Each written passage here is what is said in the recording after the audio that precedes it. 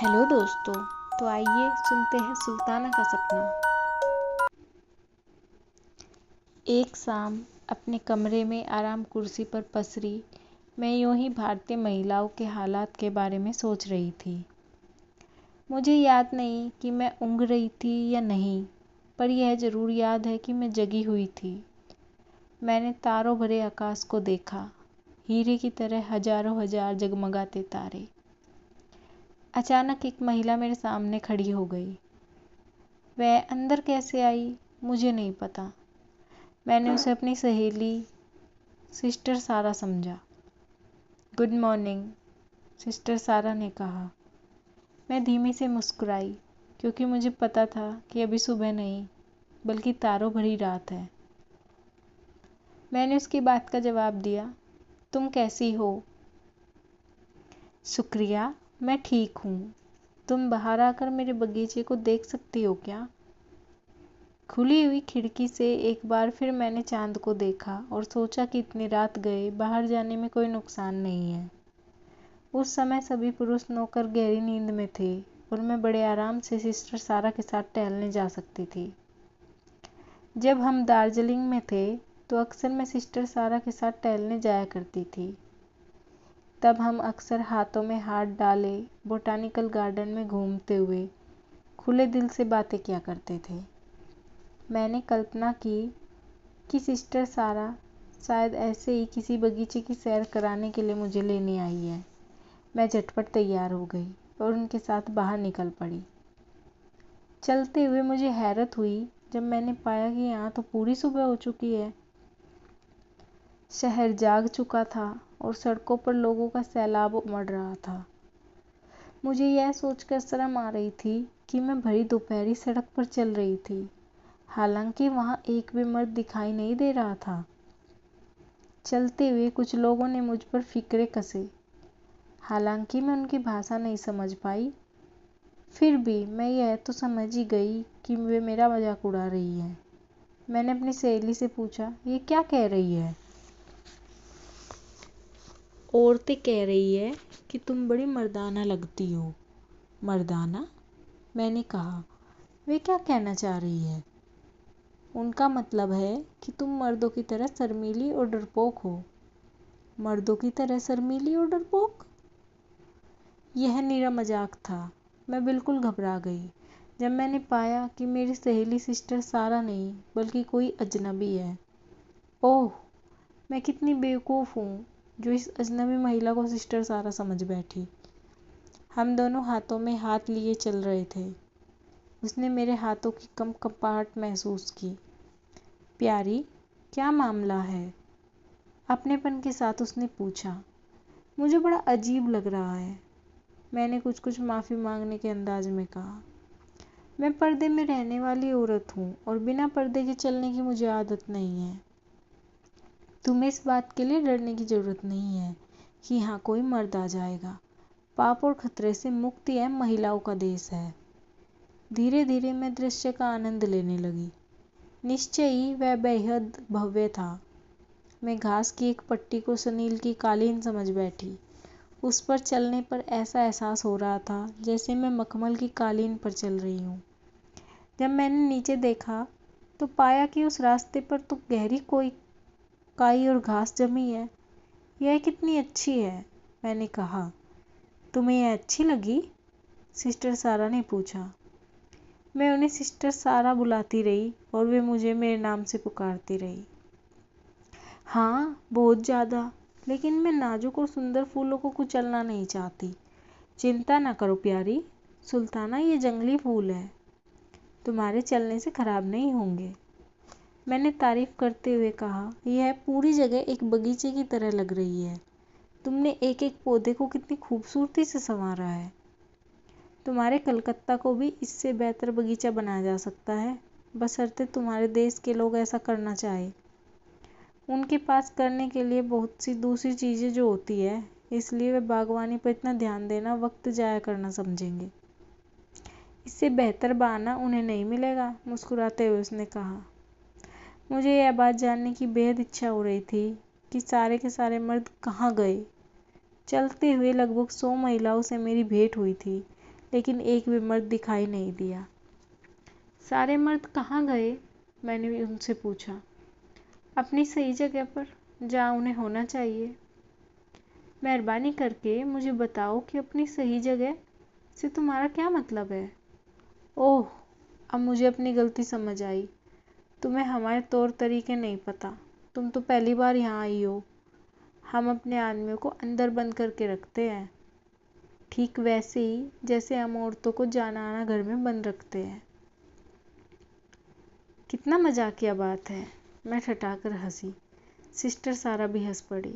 लेकिन प्यारी सुल्ताना, इन मासूम औरतों को बंद रखना और मर्दों को खुला छोड़ना कितनी नाइंसाफ़ी है। क्यों? चूँकि हम लोग कुदरती तौर पर ही कमज़ोर हैं, इसलिए हमारा जनाना खाने से बाहर रहना सुरक्षित नहीं है।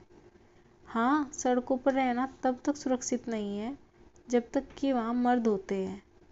क्या यह कुछ ऐसा नहीं है जैसे बीच बाजार में कोई जंगली जानवर घुस आए? बिल्कुल नहीं। सोचो, किसी पागल खाने से कोई पागल बाहर निकल आए और मर्दों, घोड़ों और दूसरे जानवरों के साथ उल जलूल हरकत करने लगे, तो उसके साथ तुम्हारे देश के लोग क्या करेंगे? वे उसे पकड़कर उसे वापस पागल खाने भेज देंगे। शुक्रिया। और तुम ये नहीं सोचती कि समझदार आदमी को अंदर रखने और पागल आदमी को बाहर रखने में ये अक्लमंदी है? बिल्कुल नहीं। मैं धीरे से हंसी। तुम्हारे देश में तो मर्द इस तरह के काम करते ही रहते हैं। मर्द जो इस तरह के काम करते ही रहते हैं, या फिर उनमें इस तरह की खुरापात करने की कुव्वत होती है, वे आज़ाद घूमते हैं, जबकि महिलाएं अंदर बंद रहती है। घर से बाहर इस तरह के गैर जिम्मेदार मर्दों पर तुम कैसे भरोसा कर सकती हो? सामाजिक मसलों में हमारा कोई दखल नहीं है। भारत में मर्द भगवान और स्वामी होते हैं। उन्होंने अपने पास सारी शक्तियाँ और विशेष अधिकार रखे हुए हैं और औरतों को जनान खाने में बंद कर दिया है। तुमने अपने को जनान खाने में बंद कैसे होने दिया? क्योंकि इससे बचा नहीं जा सकता। मर्द औरतों से ज़्यादा ताकतवर है। शेर आदमी से ज़्यादा ताकतवर होता है, पर इंसान उसको भी अपने ऊपर हावी नहीं होने देता। तुमने अपने अधिकारों को लेकर बहुत लापरवाही बरती है। अपने फ़ायदे से आंखें फेर कर अपने कुदरती अधिकारों को भी खो दिया है। लेकिन सिस्टर सारा, अगर हम सारे काम खुद ही कर लेंगी तो मर्द क्या करेंगे? उन्हें कुछ नहीं करना चाहिए। माफ़ करना, वे कुछ करने के काबिल नहीं है। उन्हें पकड़ो और जनान खाने में बंद कर दो। पर क्या उन्हें पकड़कर चार दीवारी के अंदर कैद करना आसान होगा? मैंने कहा। और अगर हम यह कर पाने में कामयाब भी होती है, तो क्या उनके सियासी और दूसरे कारोबार भी उनके साथ जनान खाने के अंदर नहीं चले जाएंगे? सिस्टर सारा ने कोई जवाब नहीं दिया। वे सिर्फ हल्का सा मुस्कुराई। शायद उन्हें लगा हो कि मुझ जैसी क्विकी मेंढक से बहस करने से क्या फ़ायदा। तब तक हम सिस्टर सारा के घर पहुंच गए थे। वह दिल के आकार के एक बगीचे में बना था। वह लोहे की नालीदार छत वाला बंगला था। वह हमारी बेहतरीन से बेहतरीन इमारत से ज़्यादा ठंडा और अच्छा था। मैं बता नहीं सकती कि वह कितना साफ सुथरा था। शानदार फर्नीचर और बेहतरीन सजावट की तो बात ही क्या। हम किनारे ही बैठ गए। बैठक से वह कसीदाकारी का एक टुकड़ा ले आई और उस पर एक नया डिज़ाइन बनाने लगी। क्या तुम बुनाई और कढ़ाई का काम जानती हो? हाँ, जनान खाने में इसके अलावा हमारे पास कोई और काम ही नहीं होता। लेकिन हम जनान खाने के मर्दों पर कढ़ाई के मामले में भरोसा नहीं करते, क्योंकि उन्हें तो सुई में धागा डालना भी नहीं आता। उसने हंसते हुए कहा। क्या तुमने यह सब खुद ही किया है? मैंने कढ़ाई किए हुए तुपाई के टुकड़ों की ओर इशारा करते हुए पूछा। हाँ। यह सब करने के लिए तुम वक्त कहाँ से निकालती हो? तुम्हें ऑफिस का काम भी तो करना होता है, या नहीं? अरे, मैं पूरा दिन प्रयोगशाला में ही नहीं चिपकी रहती। मैं अपना काम 2 घंटे में ही निपटा लेती हूँ। सिर्फ 2 घंटे में? तुम कैसे कर पाती हो? हमारे देश में अफसर, मजिस्ट्रेट जैसे लोग 7 घंटे काम करते हैं। मैंने उन्हें काम करते हुए देखा है। क्या तुम्हें लगता है कि वे पूरे 7 घंटे काम करते हैं? हाँ, बिल्कुल नहीं प्यारी सुल्ताना, वे नहीं करते। वे अपना समय सिगरेट पीने में बर्बाद करते हैं। कई तो ऑफिस टाइम में 2 से 3 डब्बी सिगरेट पी जाते हैं। वे अपने काम के बारे में ज़्यादा करते हैं, काम कम करते हैं। फर्ज करो अगर एक सिगरेट को ख़त्म होने में आधा घंटा लगता है और एक आदमी दिन भर में 12 सिगरेट पीता है, तो तुम ही देखो दिन भर में वह 6 घंटा सिर्फ सिगरेट पीने में बर्बाद करता है। अलग अलग मुद्दों पर हुई अपनी बातचीत में मैंने पाया कि उन्हें न तो महामारी होती है और न ही उन्हें उस तरह मच्छर काटते हैं जैसे हमें। मैं यह जानकर हैरान रह गई कि औरतों के देश में किसी हादसे के अलावा कोई अपनी जवानी में मरता ही नहीं। क्या तुम हमारी रसोई देखना पसंद करोगी? उसने मुझसे पूछा। खुशी खुशी मैंने जवाब दिया और फिर हम रसोई देखने निकल पड़े। जब मैं उसे देखने जा रही थी तब शायद मर्दों से उसकी सफाई करने को कहा गया था। रसोई सब्जियों के एक खूबसूरत बगीचे में थी। हर लता, हर टमाटर मानो अपने में एक गहना लग रहा था। रसोई में कोई चिमनी नहीं दिखाई दी। वह साफ सुथरी थी और रोशनी से भरपूर थी। उसकी खिड़की पर सुंदर फूल लगे थे। कोयले और धुएं का कोई निशान नहीं था। तुम लोग खाना कैसे बनाती हो? मैंने पूछा। सूरज की गर्मी से, उसने जवाब देते हुए एक पाइप दिखाया जिससे होकर सूरज की घनी रोशनी और गर्मी गुजरती थी। फिर उसने मुझे तरीका समझाने के लिए कोई चीज पका कर दिखाई। तुम सूरज की रोशनी को कैसे इकट्ठा और जमा करती हो? आश्चर्य से मैंने पूछा। मुझे थोड़ा बहुत अपने लोगों का इतिहास बताने दो। हमारी मौजूदा महारानी को 13 साल की उम्र में राजगद्दी मिली। वह सिर्फ दिखावे की रानी थी। देश की असली सत्ता तो प्रधानमंत्री के पास थी। हमारी प्यारी रानी को विज्ञान बहुत अच्छा लगता था।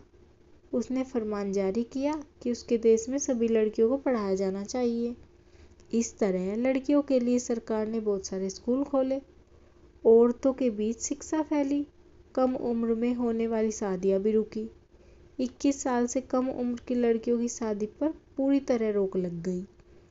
मैं यह बताना चाहती हूँ कि इस बदलाव के पहले हमें सख्त पर्दे में रखा जाता था। ये ऐसा किया कैसे गया? मैंने हंसते हुए पूछा। पर अलगाव अभी भी उतना ही है, उसने कहा। कुछ सालों में हमारे पास लड़कियों के लिए अलग विश्वविद्यालय होंगे जहाँ मर्दों को प्रवेश नहीं मिलेगा। राजधानी में जहाँ हमारी महारानी रहती है वहाँ 2 विश्वविद्यालय हैं। इन विश्वविद्यालयों में से एक ने एक निराले गुब्बारे में कई पाइप लगा दिए हैं और इस बंद गुब्बारे को वे बादलों के ऊपर तैराने में सफल रहे हैं। वहाँ ज़रूरत के हिसाब से वातावरण से पानी को इकट्ठा किया जाता है। अब चूंकि विश्वविद्यालय लगातार पानी इकट्ठा कर रहा था इसलिए बादल बन ही नहीं रहे थे। इस तरह लेडी प्रिंसिपल ने बारिश और तूफान को रोक दिया। वाकई अब मैं समझी कि यहाँ मिट्टी की कोई झोपड़ी क्यों नहीं है, मैंने कहा। पर मुझे यह नहीं समझ में आया कि पाइपों में पानी कैसे जमा किया जा सकता है। उसने मुझे समझाने की बहुत कोशिश की लेकिन मेरी खोपड़ी में कुछ भी नहीं घुसा क्योंकि विज्ञान की मुझे जरा भी समझ नहीं थी। खैर, उसने अपनी बात जारी रखी। जब दूसरे विश्वविद्यालयों को इसके बारे में पता चला तो उन्हें बहुत जलन हुई और उन्होंने इससे भी नायाब कुछ करने की सोची। उन्होंने एक ऐसी मशीन बनाई जिससे वे जितना चाहते सूरज की उतनी गर्मी जमा कर सकते थे। वे उस ताप को जमा करके रखते और जब जिसको जितनी ज़रूरत होती उतना दे देते। औरतें जब वैज्ञानिक शोध में लगी हुई थी तब इस देश के मर्द सेना को ताकतवर बनाने में लगे थे।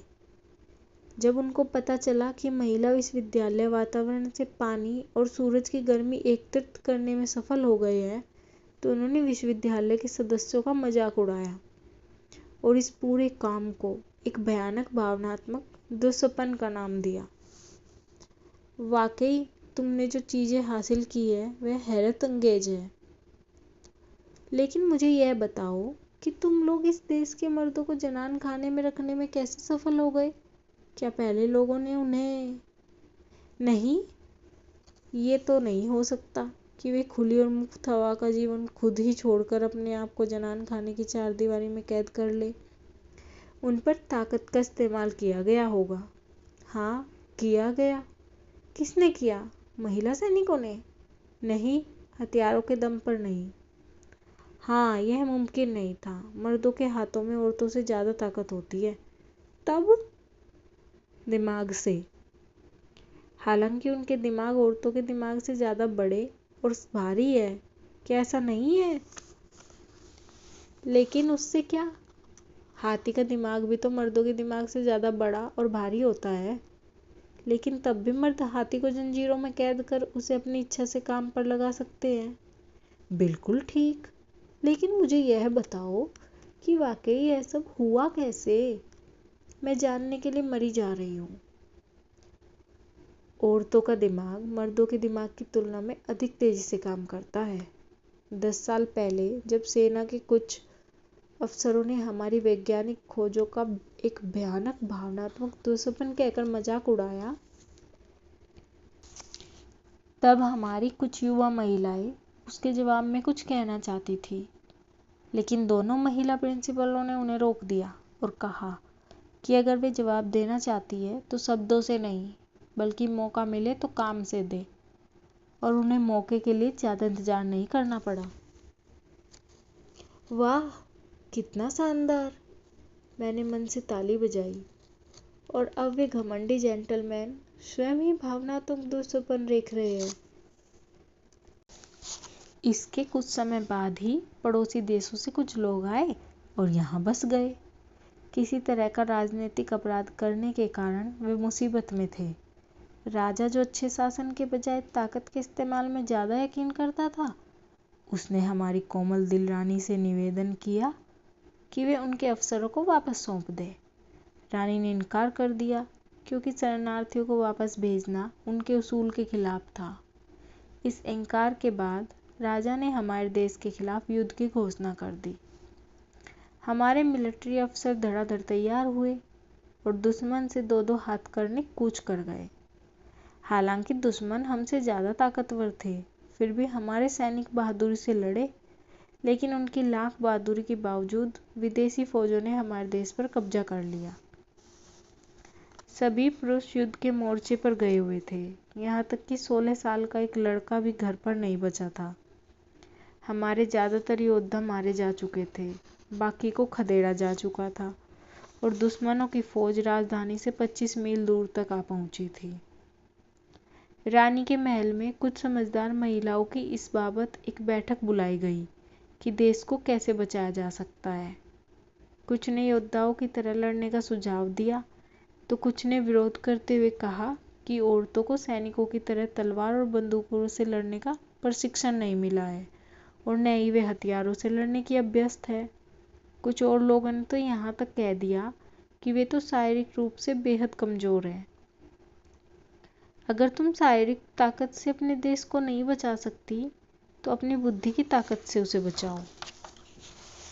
कुछ पल के लिए मुर्दा चुप्पी छा गई। रानी ने फिर से कहा, अगर मेरी मातृभूमि और मेरा सम्मान खो जाएगा तो मैं आत्महत्या कर लूँगी। तब दूसरे विश्वविद्यालय की महिला प्रिंसिपल ने, जिन्होंने सूरज की गर्मी एकत्रित की थी, जो पूरी बातचीत के दौरान चुपचाप सुन रही थी, कहा कि राज्य हाथ से जा चुका है और अब हमें किसी तरह की आशा नहीं करनी चाहिए। हालांकि एक योजना अभी थी जिस पर वह आखिरी बार अमल करना चाहती थी। अगर वह इससे भी असफल रही तो आत्महत्या के अलावा कोई चारा नहीं बचता। वहाँ उपस्थित सभी लोगों ने प्रण किया कि चाहे कुछ भी हो जाए, वे खुद को गुलाम नहीं होने देंगे। रानी ने दिल से उनको धन्यवाद दिया और महिला प्रिंसिपल से अपनी योजना पर अमल करने को कहा। महिला प्रिंसिपल फिर से खड़ी हुई और कहा, इससे पहले कि हम बाहर जाए, पुरुषों को जनान खाने में आ जाना चाहिए। पर्दे के लिए मैं यह प्रार्थना करूंगी। हाँ बिल्कुल, रानी ने जवाब दिया। अगले दिन रानी ने सभी पुरुषों को सम्मान और स्वतंत्रता के लिए जनान खाने में आने को कहा। वे इतने थके हुए और घायल थे कि उन्होंने इस आदेश को एक वरदान की तरह लिया। उन्होंने सर झुकाया और विरोध का एक शब्द कहे बिना जनाने में प्रवेश किया। उन्हें पक्का यकीन हो चला था कि अब देश का कुछ नहीं हो सकता। उसके बाद महिला प्रिंसिपल ने अपनी 2000 छात्राओं के साथ रणभूमि की ओर कूच किया और उनके वहां पहुंचते ही सूरज की संघनित रोशनी और गर्मी का रुख दुश्मनों की ओर कर दिया। इतनी तेज गर्मी और रोशनी उनके बर्दाश्त के बाहर थी। वे बुरी तरह घबरा कर भागे। उन्हें समझ में नहीं आ रहा था कि इस झुलसा देने वाली गर्मी से वे कैसे मुकाबला करें।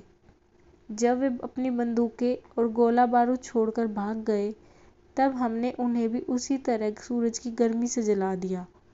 तब से किसी ने भी हमारे देश पर हमला करने की जरूरत नहीं की, और तब से तुम्हारे देश के मर्दों ने जनान खाने से बाहर निकलने की कोशिश नहीं की। हाँ, वे आज़ाद होना चाहते हैं। कुछ पुलिस कमिश्नर और जिलाधीशों ने पत्र लिखे कि सैनिक अधिकारी अपनी नाकामी को देखते हुए निश्चय ही जेल जाने लायक है, लेकिन चूंकि उन्होंने कभी भी अपनी ड्यूटी में लापरवाही नहीं बरती है, इसलिए उन्हें सजा नहीं मिलनी चाहिए और उनकी अपील के अनुसार उन्हें उनके विभाग सौंप देने चाहिए।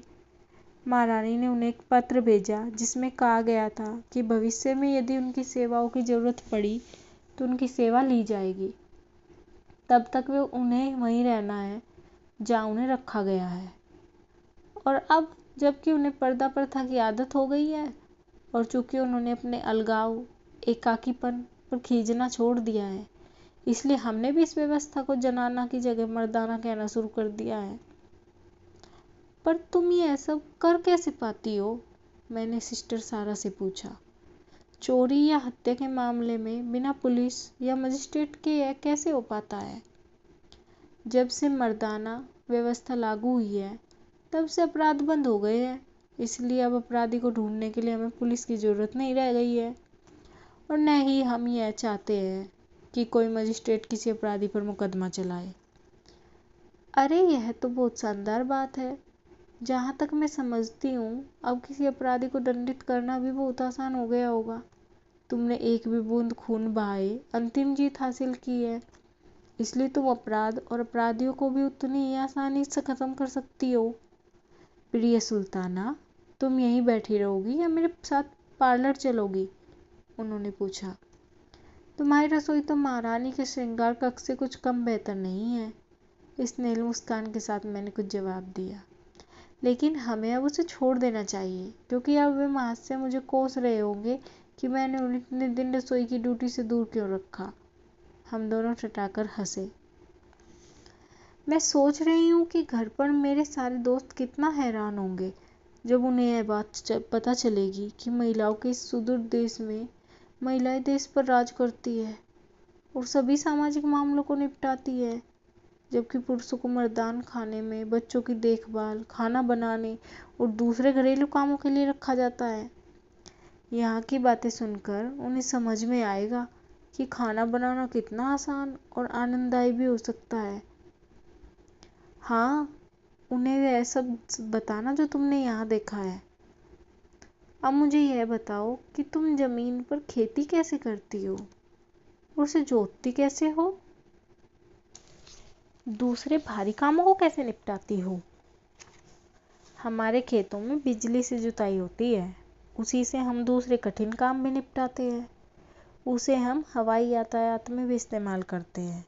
हमारे यहाँ कोई भी रेल या सड़क नहीं है, इसलिए यहाँ कोई रेल या सड़क दुर्घटना नहीं होती।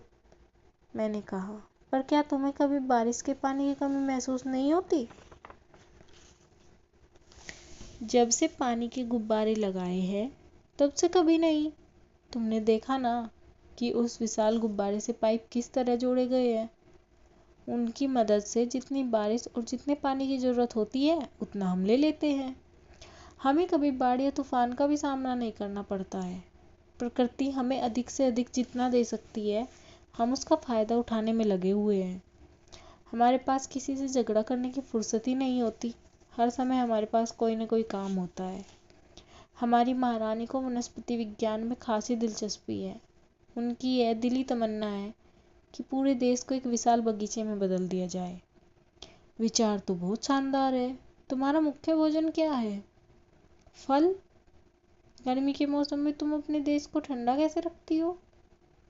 गर्मी के मौसम में तो बारिश हमें स्वर्ग के आशीर्वाद की तरह लगती है। गर्मी जब बर्दाश्त के बाहर हो जाती है, तब हम अपने खुद के बनाए फव्वारों से धरती पर खूब सारी बौछार करते हैं और जाड़े के मौसम में हम अपने कमरों को सूरज की गर्मी से गर्म रखते हैं। उसने मुझे अपना स्नान घर दिखाया जिसकी छत को हटाया जा सकता था जब भी उसका मन करे। बस छत को हटाकर और फव्वारे का नल खोलकर वह फव्वारे का आनंद ले सकती थी। छत किसी बक्से के ढक्कन की तरह थी। तुम लोग भाग्यशाली हो, मैं बोल पड़ी। तुम्हारी तो इच्छा ही नहीं है। क्या मैं पूछ सकती हूँ कि तुम्हारा धर्म क्या है? हमारा धर्म प्रेम और सच्चाई पर आधारित है। यह हमारा धार्मिक कर्तव्य है कि हम एक दूसरे से प्रेम करें और पूर्ण सच्चाई के रास्ते पर चले। अगर कोई व्यक्ति झूठ बोलता है तो मौत की सजा? नहीं, मृत्युदंड नहीं। ईश्वर ने जिस जीव को बनाया है, खास तौर पर मनुष्य को, उसे मारने में हमें बिल्कुल भी मजा नहीं आता। अपराधी से कहा जाता है कि सबके भले के लिए वह इस देश को छोड़कर हमेशा के लिए चला जाए और फिर कभी न लौटे। किसी अपराधी को क्या कभी माफ नहीं किया जाता? किया जाता है अगर उसे वास्तव में अफसोस हुआ हो। क्या तुम्हें अपने रिश्तेदार के अलावा किसी दूसरे पुरुष को देखने का अधिकार नहीं है? पवित्र रिश्तों के अलावा किसी को नहीं। पवित्र रिश्तों का हमारा घेरा बहुत छोटा है। यहाँ तक कि सगे चचेरे ममेरे भाई बहनों को भी पवित्र नहीं माना जाता है। लेकिन हमारा घेरा तो बहुत बड़ा है। दूर का भाई भी सगे भाई जितना ही पवित्र माना जाता है। यह तो बहुत अच्छी बात है। मैं देख रही हूँ कि आपके देश में पवित्रता का बोलबाला है। मैं आपकी शानदार महारानी को देखना चाहती हूँ जो इतनी दूर तक सोचती है और जिन्होंने ये सारे कानून और नियम बनाए हैं। सिस्टर सारा ने कहा, ठीक है। फिर उन्होंने एक तख्ते पर कुछ कुर्सियों को पेंच से कस दिया। इस तख्ते से उसने चिकनी और अच्छी तरह से पॉलिश की गई 2 गेंदें जोड़ दी। जब मैंने पूछा कि इन 2 गेंदों का क्या काम, तो उन्होंने कहा कि हाइड्रोजन गेंदें हैं जो गुरुत्वाकर्षण का मुकाबला करेगी। अलग अलग भार के गुरुत्वाकर्षण के खिलाफ अलग अलग क्षमताओं वाली गेंदें हैं। फिर उन्होंने एयर कार में पंख की तरह 2 ब्लेड लगा दी। उन्होंने बताया कि वे बिजली से चलेंगी। जब हम लोग ठीक से बैठ गए तो उन्होंने एक बटन दबाया और ब्लेड घूमने लगी। वे तेज और तेज घूमने लगी। पहले तो हमारी एयर कार 6-7 फुट ऊपर उठी और फिर उड़ चली। जब तक मुझे समझ में आता कि मेरी सहेली ने मशीन को उल्टी दिशा में खींचकर एयर कार को नीचे ला दिया। जब एयर कार जमीन से लगी मशीन बंद हो गई और हम बाहर निकल आए।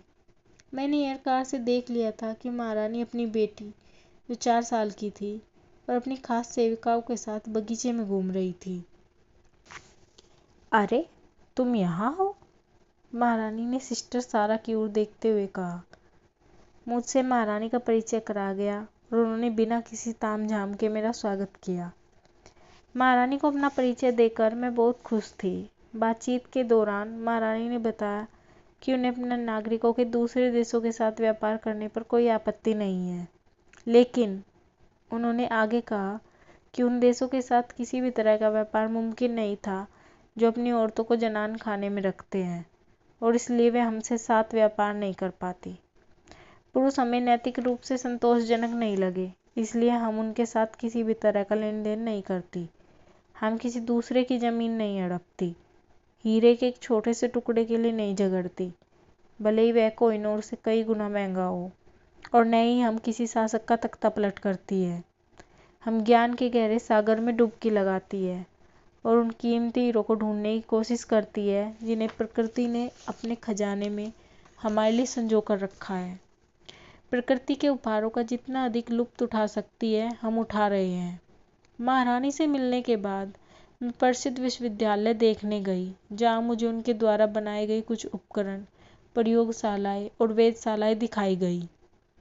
अपनी पसंदीदा जगहों को देखने के बाद हम फिर एयर कार में बैठे, लेकिन जैसे ही उसने चलना शुरू किया, पता नहीं कैसे मैं फिसल कर गिरी और मेरी नींद टूट गई। अपनी आँख खोलने पर मैंने खुद को आराम कुर्सी में धंसा पाया। तो दोस्तों, ये था सुल्ताना का सपना। Thank you.